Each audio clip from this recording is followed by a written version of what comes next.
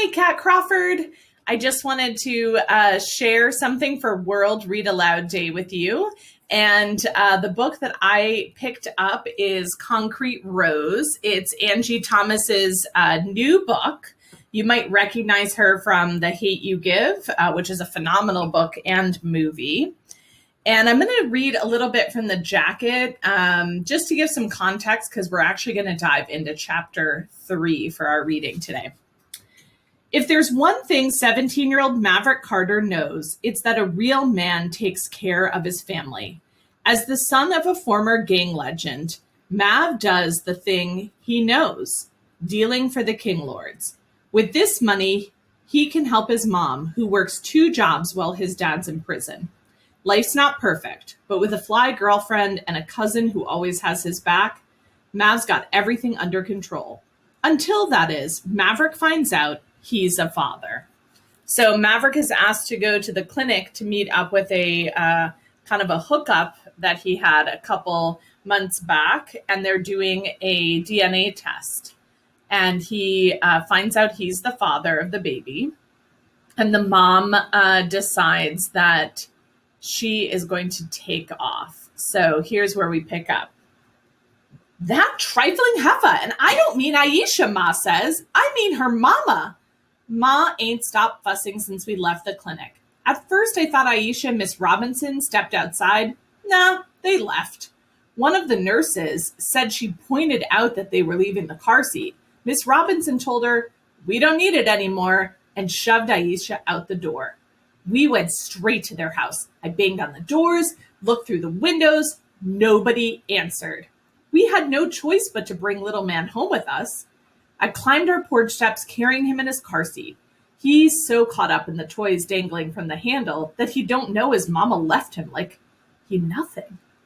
Ma shoved open the front door. I had a funny feeling when I saw all them clothes in the diaper bag. They shipped him off without a word.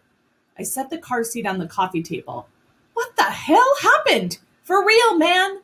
I suddenly got a whole human being in my care when I never even took care of a dog. What do we do now, Ma? We obviously have to keep him until we find out what Aisha and her mama are up to.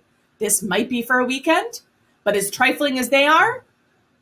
She closed her eyes and held her forehead. Lord, I hope this girl has not abandoned this baby. My heart dropped into my kicks. Abandoned him?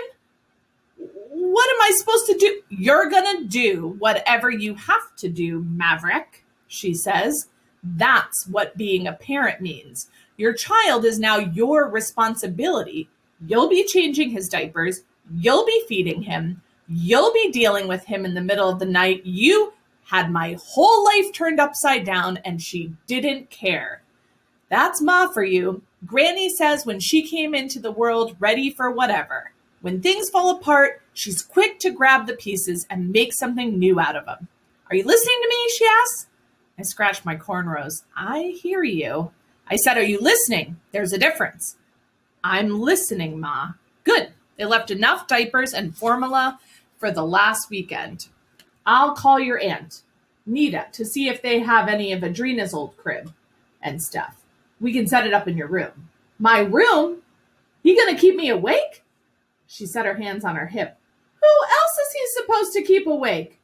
Man, I groaned. Don't man me. You're a father now. It's not about you anymore. Ma picked up the baby bag. I'll fix him a bottle. Can you keep an eye on him, or is that a problem? I'll watch him, I mumble. Thank you. She goes to the kitchen. He gonna keep me awake. The nerve! I plop down on the couch. Little man staring at me from the car seat. That's what I'm going to call him from now. Little Man King Jr. Don't feel right when he's my son. My son. Wild to think about that. One little condom breaking turned me into somebody's father. I sigh. Oh, I guess it's just you and me now, huh? I hold my hand toward him and he gripped my finger. He's small to be so strong. Golly, I laugh. You're going to break my finger. He tried to put it in his mouth, but I don't let him. My fingernail's dirty as hell. That'll only make him whine. Hey, chill! I unstrap him and lift him out. He's way heavier than he'd look. I try to rest him in my arms and support his neck like Ma told me. He'd whimper and squirm till suddenly he's wailing, "Ma!" She'd come back with the bottle. "What, Maverick? I can't hold him right." She adjusts him in my arms. "You relax and he'll relax. Now here, give him the bottle." She handed it to me and I put it in his mouth. "Lower it a little bit, Maverick. You don't want to feed him so fast. There you go. When he's halfway through, burp him. Burp him again when he's done." "How?" "Hold him against your shoulder and pat his back." "Hold him right. Lower the bottle. Burp him." "Ma, I can't." "Yes, you can. In fact, you're doing it now." I hadn't realized little man had stopped crying.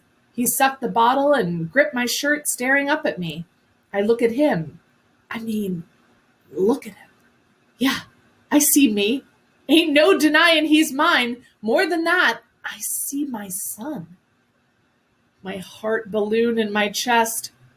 "Hey, man, for some reason, this feels like I'm meeting him for the first time. Hey, I'm going to throw his clothes in the washing machine," Ma says. "Who knows what kind of germs they've got at his house." Don't nobody hate germs like Ma. She's got asthma, and the weirdest stuff can set her off. "Thanks, Ma." She go back to the laundry room, and I watch my son, and I gotta admit, as I'm in awe, I ain't never been this scared in my life. He a whole human being that I helped make. Got a heart, lungs, a brain, partly because of me, and now I basically gotta keep him alive. This is too much. Definitely not how I plan to spend my Friday night. Oh, dang. The party. Ain't no way Ma gonna let me go. Well, I hope you enjoyed the book. And if you want to learn more about Maverick's role as a father and how it impacts his life, check this book out because it is incredible. So thanks so much.